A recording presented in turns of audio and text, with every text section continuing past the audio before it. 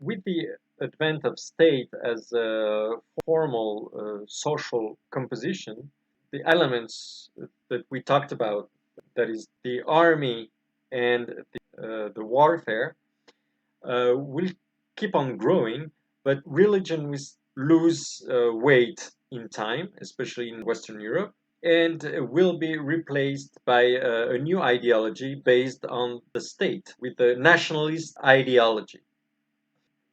Economically speaking, the state will keep on growing, will tend to get more and more importance, but people will get more and more independent from the state. And we will see all through the Middle Ages, in Western Europe especially, the advent of economically independent persons having their own production and their own role in exchange, of material exchange. That's the age of merchants. Merchants are intermediary people uh, between producers and consumers. The whole conception of relation between people has changed completely. Those merchants will tend to get more and more importance. They will gather more and more wealth, to the point that they will soon be able to rival the aristocracy, the elite, who, since the urban revolution, got their wealth just from birth because they were born as part of the elite.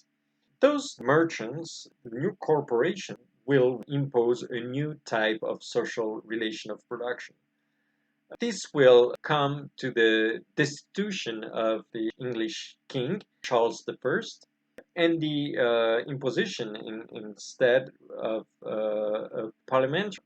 More than 100 years later, the same thing will happen in France with the French Revolution. All these changes are bourgeois changes, where the people who got their wealth from economy will want to get the place of the aristocracy. But in the end, the relation between the people who hold the material wealth and the people who produce the material wealth is still the same. It's still exactly a relation of production based on exploitation. It hasn't changed much. The big change with the Industrial Revolution is advent of a middle class. The whole book of Karl Marx, the Kapital, where he studies in very detailed forms the type of relation going on between the owners of the means of production and the producers themselves, and how producers are completely devoid the means of production, which means that they cannot even produce for their own survival. Producers are completely dependent on the owners of the means of production. And in the capitalistic system, the workers are completely at the mercy of the owners of the means of production. And this is why the state of inequality that was reached among the in a aristocratic social composition was even worse with the capitalist system. Before, the place in the hierarchy was very important. In the capitalist system, what is important is that every individual is nothing but an economic element. No individual exists as simply an economic agent. It is part of a whole social system in which people get education not only from teachers but from generations of people who brought their knowledge from one generation to the other, and every individual is simply the recipient of this huge communal accumulation of knowledge. It's just the example of education. This goes for everything. When an owner becomes the owner of a means of production, there's what Marx called the fetishism.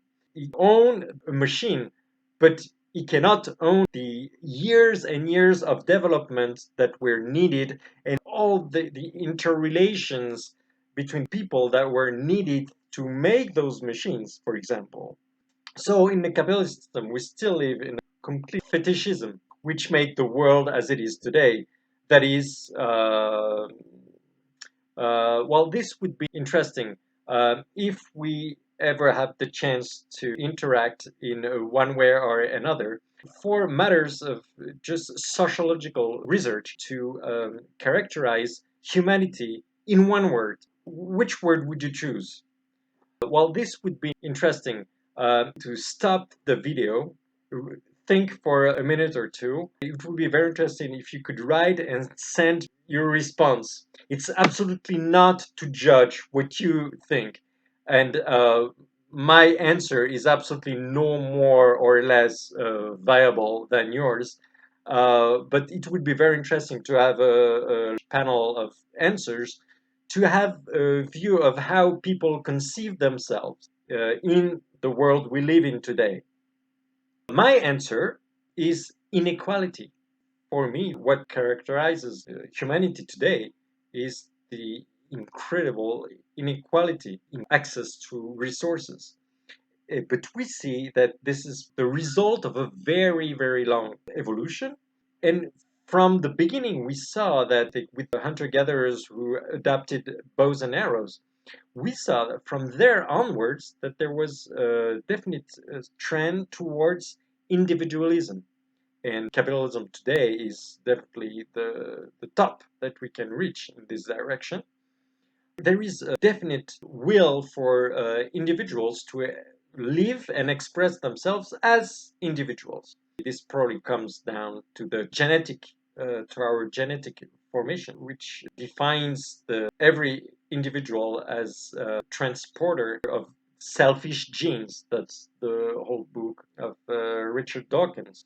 It does not mean that we are all egoistic. It means that in order to survive, we can only thrive as a species through the cooperation between individuals.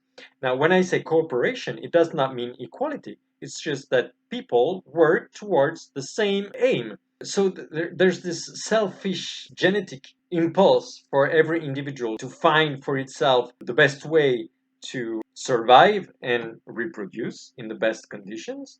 But this goes against the very definition of humans as we defined it at the very beginning of the course. That is, humans can only exist as part of a group. And it is obvious that continuity of this type of relation can only go through some form of equality. So the system in which we live today, which is full of contradiction, will certainly give way to a new type of society in not so long, we hope. The human society is continuously evolving, and the more people are integrated together, and now, maybe for the first time in history, the entire world is integrated within one global system, and the communication is made through internet. Now we have come to a completely new composition of humanity.